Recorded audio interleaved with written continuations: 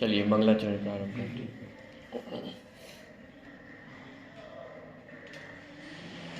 नमो अरिहन्ताणं नमो सिद्धाणं नमो आयर्याणं नमो वज्रायाणं नमो लोये सवसाहुणम्। मङ्गलं भगवान् वीरो मङ्गलं गौतमो वणि मङ्गलं कुन्दकुन्दाद्यो जैनधर्मोऽस्तु मङ्गलम्। सर्वमङ्गलमाङ्गल्यं सर्वकल्याणकारिकं प्रधानं सर्वधर्माणां जैनं जयतु शासनम्। जीवमजीवं तपं जिनवरवसेन जेन निर्दिष्टं देवेन्द्रविन्दवन्दं वन्दे तं सर्वदा शिरसा।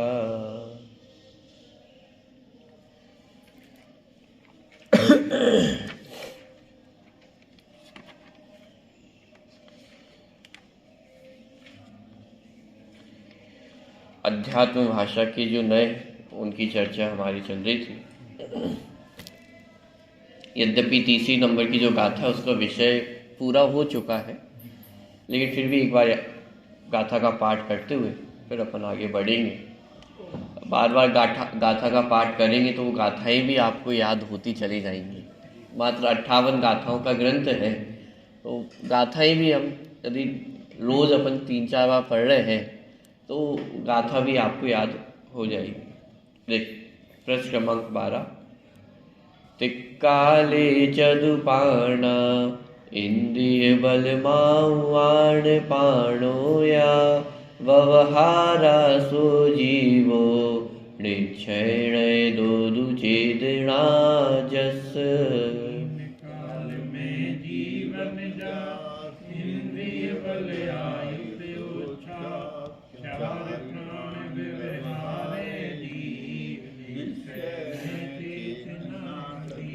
कि व्यवहार से जो 4 प्राणों से जीता है कि वह जीव है, और निश्चय से जो इसके चेतना पाई जाती है और जो चैतन्य प्राणों से जीता है वह जीव है। तो व्यवहार से किस प्रकार जीव कहा गया है और निश्चय नय से किस प्रकार जीव कहा गया है, इस बात को समझने के लिए इन नयों को समझना आवश्यक है। तो यहाँ पे वो अध्यात्म भाषा की जो नय है उनका वर्णन या ब्रह्मदेव सूरी जी ने किया है। वास्तव में जितना भी हमारा द्वादशांग है, जितनी भी जिनवाणी, वह सब ये नयों की भाषा में ही निबद्ध है। माने जिनवाणी का एक एक वाक्य वो नयों के बिना लिखा नहीं गया है। माने एक भी वाक्य यदि लिखा गया है तो वो किसी न किसी अपेक्षा से लिखा गया है। तो जिनवाणी को समझने के लिए, आगम को समझने के लिए नयों को समझना, माने इसको क्या कहूँ, आवश्यक नहीं है, तो सबसे पहला कार्य है। माने यदि ये नए हमें समझ में नहीं आए तो जिनवाणी को पढ़ना भी संभव नहीं है। तो इसलिए नयों को, स्वरूप को समझना बहुत आवश्यक है।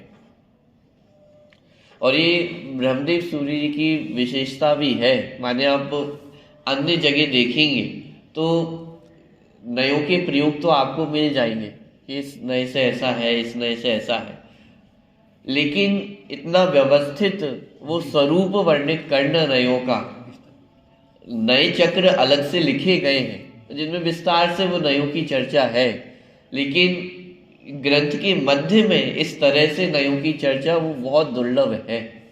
तो एक उसका उदाहरण यहाँ पे हमारे पास है जहाँ नयों की चर्चा इस प्रकार से की गई है। देखिए, अब अध्यात्म भाषा से नयों के लक्षण कहते हैं। कल हमने शुद्ध अशुद्ध निश्चय नय और सद्भुत असद्भुत व्यवहार नय, इन दोनों की चर्चा देखी थी। एक बार मैं सामान्य यहाँ से पढ़ रहा हूँ, फिर अपन आगे बढ़ेंगे। सर्व जीव शुद्ध बुद्ध एक स्वभाव वाले हैं, यह शुद्ध निश्चय का लक्षण। रागादि ही जीव है, यह अशुद्ध निश्चय का लक्षण। ठीक है। गुण और गुणी अभेद होने पर भी भेद का उपचार करना यह सद्भूत व्यवहार का लक्षण है, और भेद होने पर भी अभेद का उपचार करना यह असद्भूत व्यवहार का लक्षण है। यहाँ तक की चर्चा कल हमने कर ली थी। आज आगे बढ़ते हैं। सद्भूत व्यवहार ने किसे कहा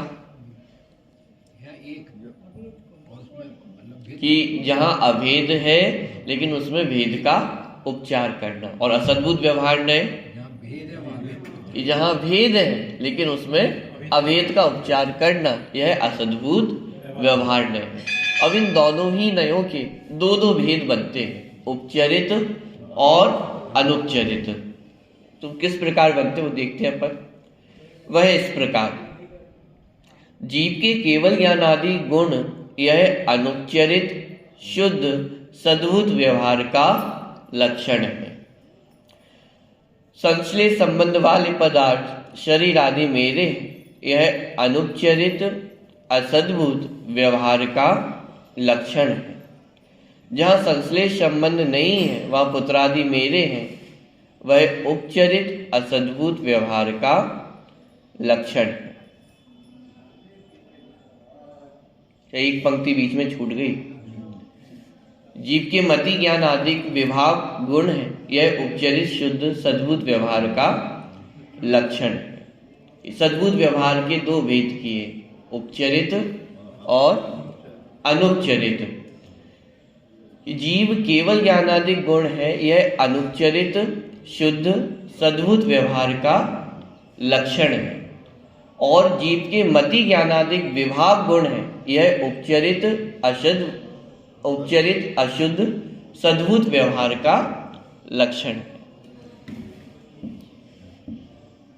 सद्भूत व्यवहार माने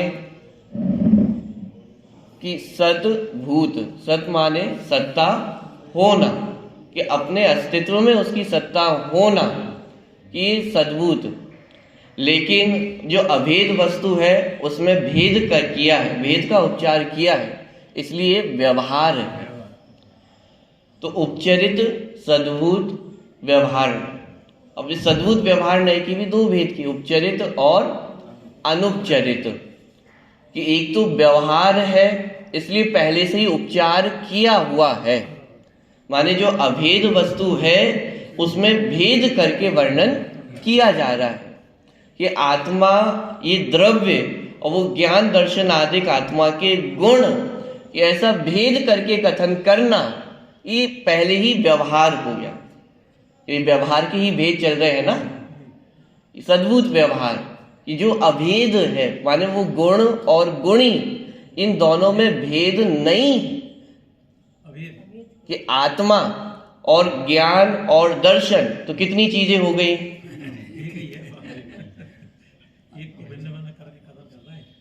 एक आत्मा, एक ज्ञान और एक दर्शन, तो कितनी चीजें हो गई हैं, तीन चीजें तो हो गई है ना। कि अरे भाई ये तीन कहना यह व्यवहार है। क्यों? क्योंकि वास्तव में तीन चीजें नहीं है, ये एक ही वस्तु है। बात ख्याल में आ रही? और एक वस्तु को अनेक रूप से उपचार करना, एक अभेद वस्तु को भेद रूप से उपचार करना, यह सद्भूत व्यवहार का लक्षण है। अभी सद्भूत व्यवहार के दो भेद किए, उपचरित और अनुपचरित। तो सबसे पहले अनुपचरित व्यवहार का लक्षण कि जीव के केवल ज्ञानादि गुण है, यह अनुपचरित शुद्ध सद्भूत व्यवहार का लक्षण है। ये उपचरित और अनुपचरित में क्या अंतर करेंगे कि जीव के जो विकार आदि है वो आत्मा के कहना, और अल्प विकसित शुद्ध पर्याय उनको भी आत्मा का कहना, यह उपचरित सद्भूत व्यवहार का विषय बनेंगे। और जो पूर्ण विकसित शुद्ध पर्याय हैं वह आत्मा की कहना, यह अनुच्चरित सद्भूत व्यवहार नय का लक्षण कि जीव के केवल ज्ञानादि गुण है, यह अनुच्चरित शुद्ध सद्भूत व्यवहार का लक्षण है। क्यों? क्योंकि वास्तव में आत्मा का स्वभाव कैसा है? केवल ज्ञान दर्शन में आत्मा का स्वभाव है, लेकिन यहाँ पे वो भेद करके कथन किया जा रहा है। इसलिए विकार वाला आत्मा कहना ही वैसा उपचार तो नहीं है, लेकिन अभेद में भेद का उपचार किया जा रहा है, इसलिए अनुच्चरित सद्भूत व्यवहार में। ठीक, धीरे धीरे थोड़ा पढ़ेंगे तो एक एक शब्द वो ख्याल में आएगा। अनुच्चरित सद्भूत, सद्भूत क्यों?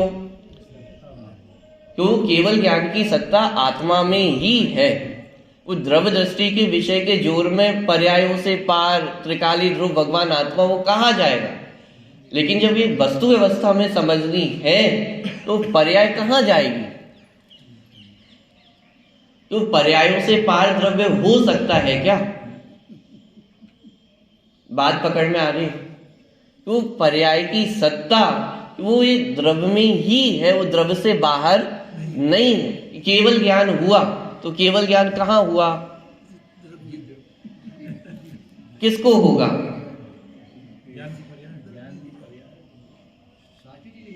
कि अरे जीव को ही तो होगा।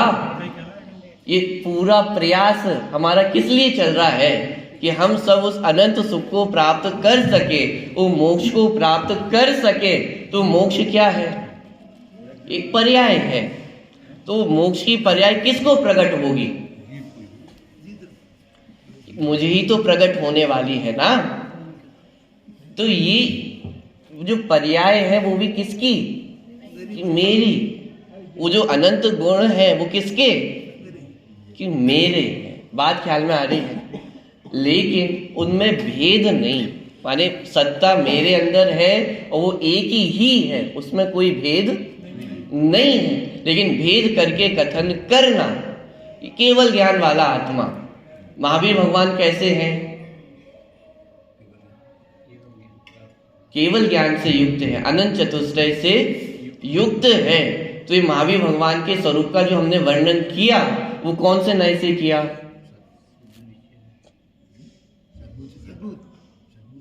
कौन से नय से किया?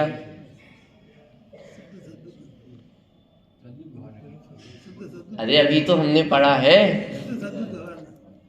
अनुच्चरित सद्भूत व्यवहार नय। दोनों ही पर्याय कह रहे हैं, केवल ज्ञान भी पर्याय ज्ञान के, मति ज्ञान भी पर्याय ज्ञान के है, तो ज्ञान की पर्याय। हाँ, और वो तो केवल ज्ञान त्रिकाल है, न मति ज्ञान त्रिकाल है। यहाँ पे त्रिकाल केवल ज्ञान स्वभाव की बात नहीं है, यहाँ पे वो केवल ज्ञान पर्याय की बात है।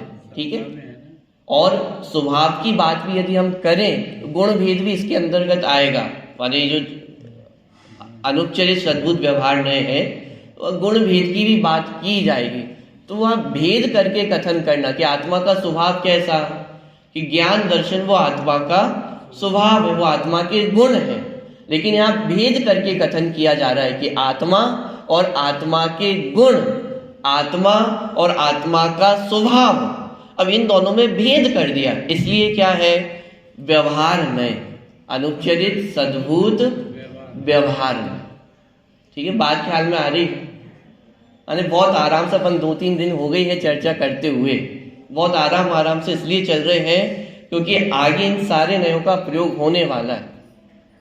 देखिए, जीव के केवल ज्ञानादि गुण है, यह अनुच्चरित शुद्ध सद्भूत व्यवहार का लक्षण, और जीव के मति ज्ञानादि विभाव गुण है, यह उपचरित अशुद्ध सद्भूत व्यवहार का लक्षण है। कि अनुपचरित सद्भूत व्यवहार नय।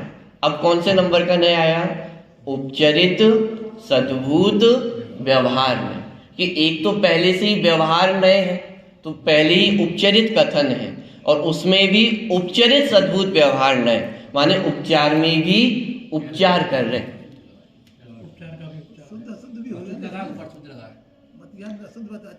देखिए क्या उपचार किया है कि जो अशुद्ध पर्याय अथवा जो जीव की मति ज्ञानादिक विभाव गुण है, यह उपचरित अशुद्ध अशुद्ध सद्भुत व्यवहार का लक्षण।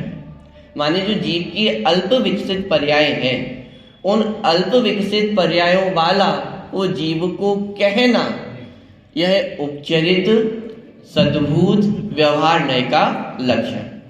और क्या कि जो विकारी पर्याय है, उन विकारी पर्यायों वाला आत्मा को कहना, यह उपचरित सद्भुत व्यवहार नय का लक्षण है।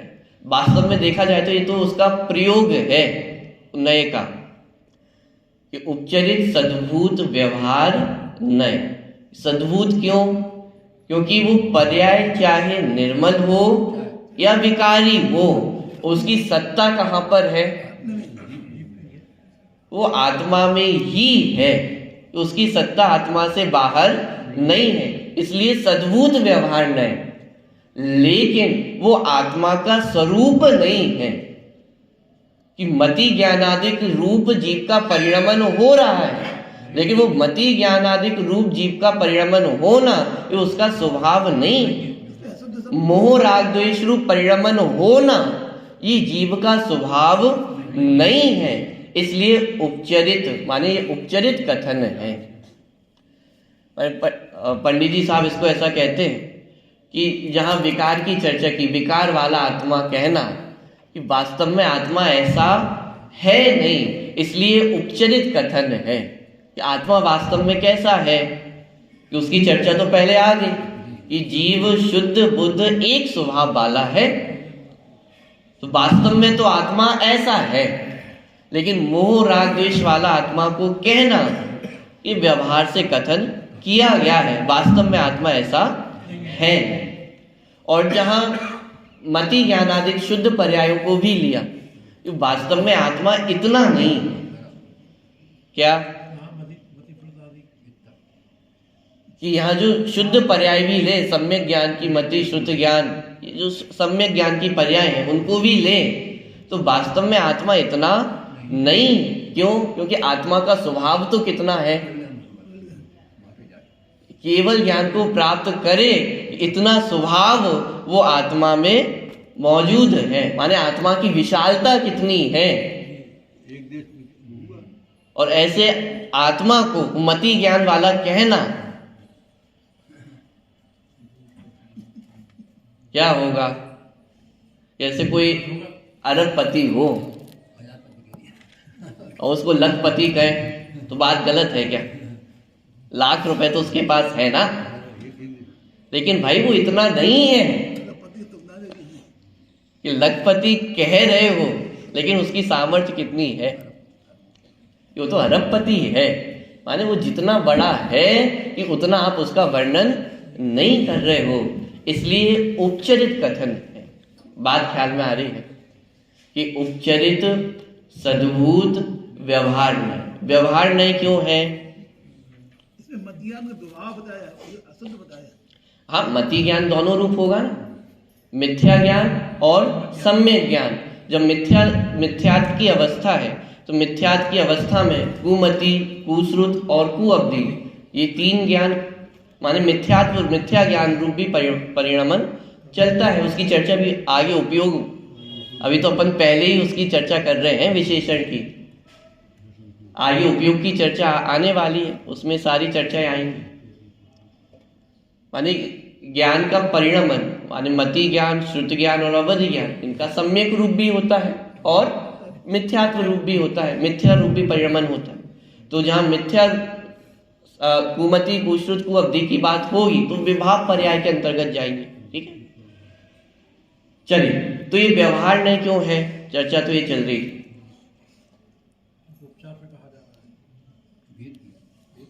उपचार से कथन किया गया इसलिए व्यवहार। तो क्या उपचार किया?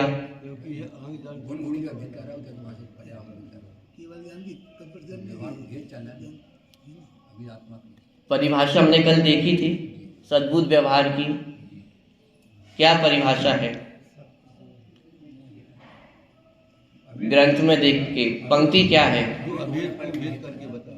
जो अभेद में भेद करके कथन करे। माने वस्तु अभेद है, लेकिन उसमें भेद करके कथन किया जा रहा है, इसलिए सद्भूत व्यवहार है। इसका मतलब कि मति ज्ञानादिक पर्याय अथवा मोह राग द्वेष आदिक पर्याय ये भी आत्मा से अभेद है, घबराना नहीं। अभी तक तो मोह राग द्वेष से रहित होने की बात चलती है, या ज्ञान अवस्था में भी जीव अज्ञान से रहित एक शुद्ध ज्ञान तत्व है, अभी घबराना नहीं। उसकी चर्चा अपन ऊपर करके आ चुके हैं, है ना। कहाँ चर्चा करके आए हैं, कहाँ चर्चा करके आए हैं? अरे पेज पलटने की आवश्यकता नहीं है, ऊपर ही है। पहले नंबर का नय जो हमने देखा था, शुद्ध निश्चय नय, वो सारी चर्चा पर करके आए। इसी आ गया ना ग्रंथ के पास दिखेगा ना। शुद्ध निश्चय नय से वो आत्मा कैसा है, एक शुद्ध बुद्ध स्वभाव वाला है, उसकी चर्चा अपन करके आए। लेकिन यहाँ पे व्यवहार का कथन क्यों? क्योंकि यहाँ भेद करके कथन किया जा रहा है। अशुद्ध निश्चय नय में वहां पे अभेद करके क्या कथन किया था? थोड़ा एक ऐसा बम सा पटका था अशुद्ध निश्चय नय ने। क्या कहा था कि रागादिक ही जीव है। मूल ग्रंथ में आप देखें कि रागादि ही जीव है, यह अशुद्ध निश्चय नय का लक्षण है। यहाँ व्यवहार ने तो फिर भी ये कह रहा है कि मोह राग द्वेष वाला आत्मा है। अशुद्ध निश्चय नय में तो हम क्या पढ़ के आए, तो रागादि ही जीव है। तो ये अशुद्ध निश्चय नय का दृष्टिकोण है। वो अशुद्ध पर्यायों को ही लक्ष्य करके उन्हें अभेद करके द्रव्य के साथ वर्णन करेगा। वो रागादि की ही जीव है। वो जीव कौन? वो राग द्वेष सहित जीव पाए जाते हैं संसार में। कौन उनसे रहित है?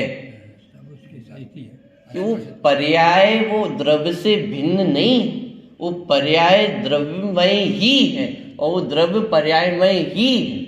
माने वो तीन अलग अलग चीजें नहीं है। जब द्रव्य गुण पर्याय की चर्चा चलती है वहाँ बहुत अच्छे से इस बात को स्पष्ट किया जाता है। ये द्रव्य गुण पर्याय तीन चीजें हैं या एक है? एक अभेद वस्तु है, इसमें ये तीन भेद नहीं है। तो अशुद्ध निश्चय नय ने वैसा कथन किया था। अब वो अशुद्ध निश्चय नय के विषय में ही भेद करके कथन करना कि वहां रागादिक ही जीव कहा था और उपचरित सद्भूत व्यवहार नय कैसे कहेगा? अरे कहाँ केवल ज्ञान पहुंच गए। रागादिक ही जीव है, यह अशुद्ध नय का कथन था। और रागादिक वाला आत्मा, यह कौन से नय का कथन हो गया? उपचरित सद्भूत व्यवहार नय।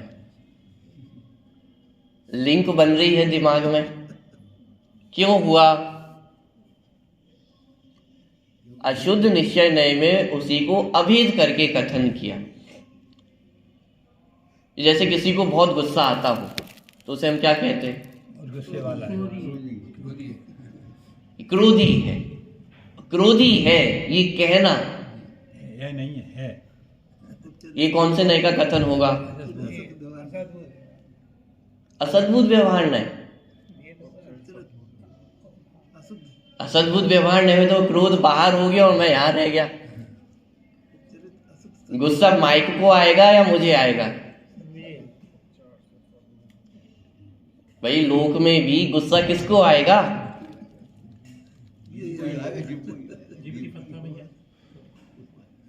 कि मुझे ही गुस्सा आएगा ना, जीप को ही गुस्सा आने वाला है, माइक को तो गुस्सा आएगा नहीं। चाहे उसमें बहुत जोर जोर से बोलो या बहुत मंद आवाज में बोलो, उस माइक को फर्क पड़ने वाला है? तो गुस्सा किसको आएगा? आज तक कभी आपने सुना ऐसा कि क्रोधी माइक, क्रोधी जीव है, क्रोधी प्रतीक, ऐसा तो सुन सकते हैं ना। तो गुस्सा किसके आएगा? मुझे ही आने वाला है। इसका मतलब ये सद्भूत माने आत्मा की सत्ता के अंदर की बात चल रही है। अब लेकिन यहाँ पे कहा क्या गया, क्रोधी। तो जीव कैसा, क्रोधी है। तो यह निश्चय नय का विषय। कौन से निश्चय नय का, अशुद्ध निश्चय नय का, क्योंकि अभेद करके कथन किया जा रहा है ना। क्रोध और आत्मा, क्रोध और उस व्यक्ति को अलग अलग नहीं कहा जा रहा है कि वह व्यक्ति कैसा है, कि क्रोधी ही है। ये अभेद करके कथन किया, ये अशुद्ध निश्चय नय का कथन। पकड़ में आ रही है बात? अरे हाँ जी या ना जी, क्यों निश्चय नय का कथन है? आत्मा की उसमें टिक रहे हैं ना, कि जो वस्तु अभेद है उसको अभेद रूप से वर्णन कर रहे हैं। तो जो वस्तु जैसी है उसको वैसा कहना, यह निश्चय नय का कार्य है। और अशुद्ध क्यों है? क्योंकि विकार को लक्ष्य करके किया गया कथन है। तो अशुद्ध निश्चय नय, ठीक है। अब ऐसा कहना कि क्रोध वाला आत्मा, ये कौन से नय का कथन होगा? क्रोध वाला आत्मा अथवा क्रोध वाला व्यक्ति।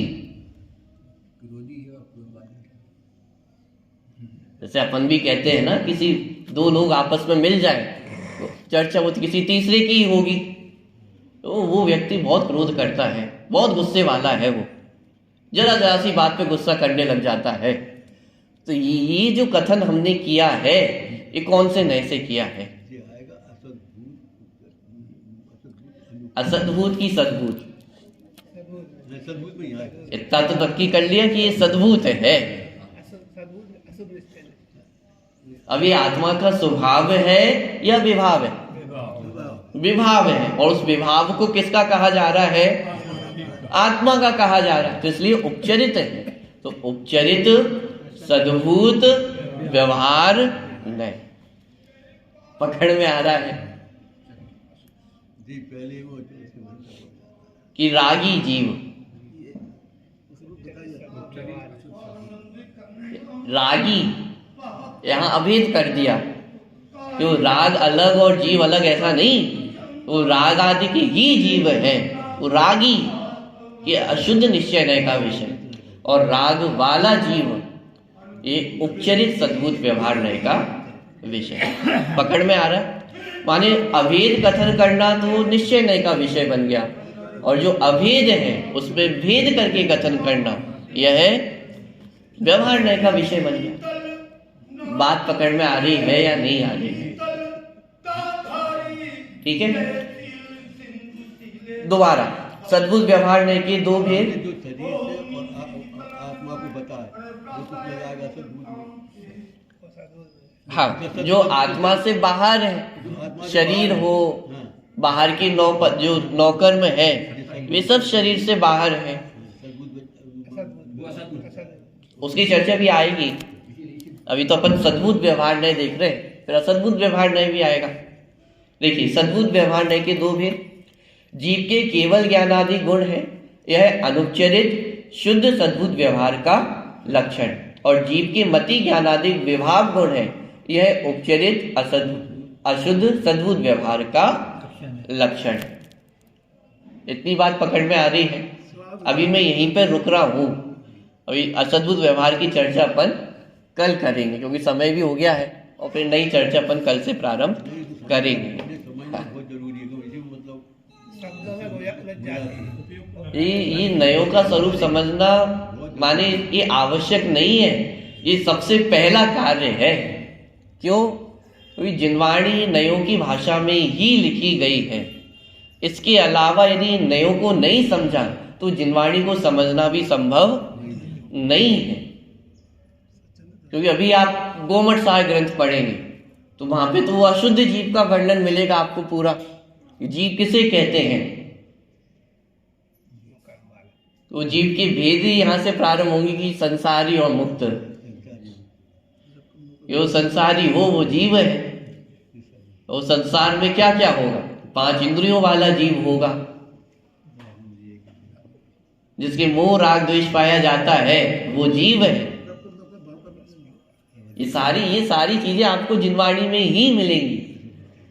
और फिर आप अध्यात्म ग्रंथ पढ़ने आएंगे तो वहां पे एक शुद्ध बुद्ध स्वभाव वाला, तो वे जीव कितने हो गए कि साहब, एक घूमटसार वाला जीव और एक समयसारजी वाला जीव। तो अच्छा जीव कौन सा है? नाक वाला, कान वाला, आँख वाला, कौन सा जीव? कि अरे भाई, स्वरूप को समझना आवश्यक है, कहाँ किस अपेक्षा से कथन किया है, और एक एक नए का अपना प्रयोजन है, माने अपने विशेष प्रयोजन को लेकर के है। और एक व्यवहार नए भी ये मिथ्या ज्ञान नहीं है, सम्यक श्रुत ज्ञान के अंश है, सम्यक ज्ञान का अंश है। माने इनका सच्चा प्रयोग तो वो सम्यक दृष्टि जीव करते हैं। माने ये शरीर वाला अपने आप को कहना, इसका सच्चा प्रयोग वो सम्यक दृष्टि करते हैं। बिन मानते हैं तो करते हैं। अपने आप को प्रतीक कहना, ये सच्चा प्रयोग कौन कर सकता है? सम्यक ज्ञान ये सच्चा प्रयोग करते हैं, सम्यक श्रुत ज्ञान के अंश है। और हर एक एक नए का अपना प्रयोजन है। ये शरीर सहित भी अपना कहा जा रहा है तो इसका भी प्रयोजन है। मोह राग द्वेष को अपना कहा जा रहा है, इसका भी प्रयोजन है। ये मति ज्ञान को अपना कहा जा रहा है, इसका अपना प्रयोजन है। हर एक एक नए की अपनी शैली है, अपना प्रयोजन है। उस प्रयोजन के कारण वो वर्णन किया जा रहा है कि कोई अपने आप को सदा शुद्ध स्वभाव वाला ही मान ले कि मैं तो शुद्ध बुद्ध ही हूं। टोडरमल जी ने वर्णन किया पूरा, बहुत सुंदर। वो निश्चयाभासी हो जाएगा। यदि शुद्ध बुद्ध ही है तो फिर मंदिर क्यों आते हो, पूजन पाठ क्यों करते हो, ये स्वाध्याय क्यों कर रहे हैं? क्या आवश्यकता है आत्मा को ये स्वाध्याय करने की? क्या आवश्यकता है आत्मा का लक्ष्य करने की? आत्मा कैसा है? शुद्ध ही तो है। कि स्वरूप बताया कि आत्मा ये मोह राग द्वेष से युक्त है, कि जब आत्मा का लक्ष्य करेंगे तो आत्मा ये मोह राग द्वेष से रहित हो जाएगा। बात ख्याल में आ रही? लेकिन कोई घबरा जाए कि अरे आत्मा तो मोह राग द्वेष वाला है, रागी द्वेषी है, और हमारा मिथ्यात्व तो ये अनादि काल का है, बहुत मजबूत मिथ्यात्व है, वो छूटेगा या नहीं छूटेगा? कि साहब आप तो बहुत अच्छे हो, स्वाध्याय करते हो, पूजन पाठ करते हो, मंदिर आते हो, तो आपका मिथ्यात्व छूट जाएगा, और मेरा मिथ्यात्व छूटेगा या नहीं छूटेगा? वो अंजन चोर का मिथ्यात्व छूटेगा या नहीं छूटेगा? वो शेर की पर्याय में उस जीव का मिथ्यात्व छूटेगा या नहीं छूटेगा? साहब घबराने की आवश्यकता नहीं है। वर्तमान में विभाव है, लेकिन इन विभावों से पार, इन विभावों से रहित वो शुद्ध त्रिकाली भगवान आत्मा वैसा का वैसा है कि उसमें विकार ने प्रवेश नहीं किया है। मानी नई भी एक माँ की तरह है, जब सुधारना हो, कोई गलती बतानी हो तो डांटेगी, कदाचित मारेगी भी, अपनी गलतियां भी बताएगी, लेकिन फिर बाद में प्यार से पुचकारेगी भी कि अरे बेटा तो राजा बेटा ही होता है, कोई कमियां हो उसको बता दे, लेकिन वो बेटा तो कैसा होता है कि राजा बेटा ही होता है। ये ऐसे ही ये नए है, ऐसी ही जिनवाणी है। जहाँ विकार की चर्चा करनी होगी, जहाँ विकार वाला बताना होगा तो वहाँ विकार की चर्चा भी की जाएगी, लेकिन घबराने की आवश्यकता नहीं है कि उन विकारों से रहित जो चैतन्य तत्व है उसकी चर्चा भी की जाएगी। तो इस प्रकार से अभी हमने सद्भुत व्यवहार नय के स्वरूप देखा है, उपचरित सद्भुत व्यवहार नय और अनुपचरित सद्भुत व्यवहार नय। यानी इसको बार बार आपको पढ़ना पड़ेगा, तब वो दिमाग में सेट होंगे किस नए से क्या कथन किया गया है। इसलिए बहुत धीरे धीरे अपन ये विषय में आगे बढ़ रहे हैं। ठीक है, चलिए आगे की चर्चा अपन कल करेंगे।